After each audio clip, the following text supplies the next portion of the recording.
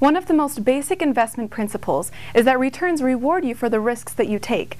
While investors are often uncomfortable with the concept of risk, it is this uncertainty that makes higher rates of return possible. Knowledge of basic investment principles related to risk and return will help you find a balance between risk and return. Number 1. Returns on specific investments are not known in advance. Investors can review historical rates of return, but there is no guarantee that past returns will be indicative of future returns. Number 2. With most investments, there is the possibility that the investment will not meet your return expectations. Number 3. The uncertainty regarding your actual return creates risk. Greater uncertainties typically lead to greater risk. Number 4.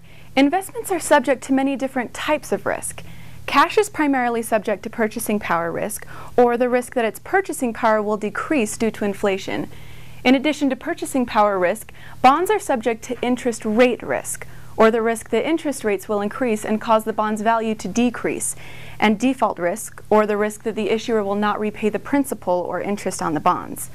Stocks are primarily subject to non-market risk, or the risk that events specific to a company or its industry will adversely affect a stock's price, and market risk, or the risk that a particular stock will be affected by overall stock market movements.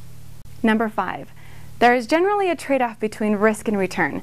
Low levels of risk are the most desirable and typically have lower return potential, while higher levels of risk are typically undesirable, so they must offer higher return potential to encourage investors to invest.